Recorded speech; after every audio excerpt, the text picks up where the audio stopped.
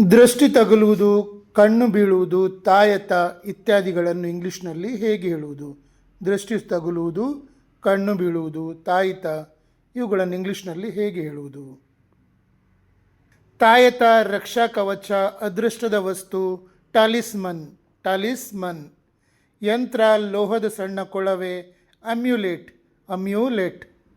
ರಕ್ಷಾ ಸೂತ್ರ, ಪವಿತ್ರ ಕೆಂಪು ಹಳದಿ ದಾರ, ಕಲಾವ ಅಥವಾ ಮೌಲಿ.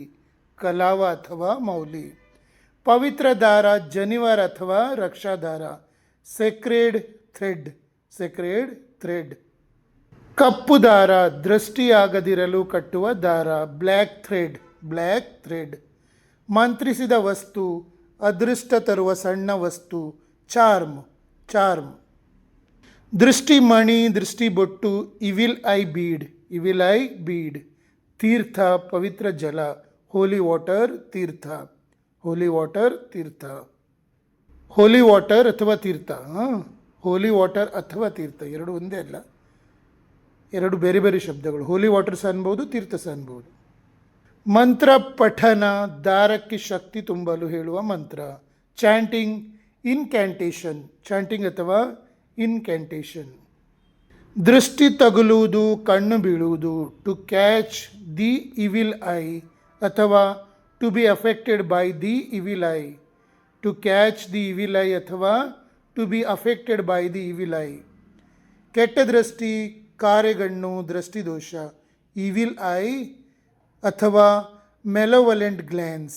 ಇವಿಲ್ ಐ ಅಥವಾ ಮೆಲೋವಲೆಂಟ್ ಗ್ಲ್ಯಾನ್ಸ್.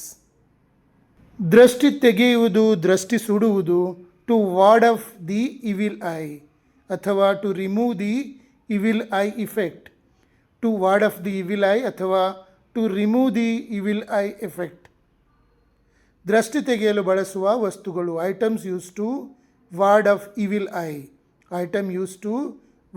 Evil eye. ಒಣಮೆಣಸಿನಕಾಯಿ ಮತ್ತು ಉಪ್ಪು, dried red chillies and salt. ಕರ್ಪೂರ, ಕೆಂಫರ್. ದೃಷ್ಟಿ, ಕುಂಬಳಕಾಯಿ, ಆ್ಯಶ್ ಗಾಡ್ ಅಥವಾ ವೈಟ್ ಪಂಪ್ಕಿನ್. ದೃಷ್ಟಿ ಬೊಟ್ಟು, ಕಪ್ಪು ಚುಕ್ಕೆ, ಬ್ಲ್ಯಾಕ್ ಸ್ಪಾಟ್ ಅಥವಾ ಬ್ಯೂಟಿ ಡಾಟ್.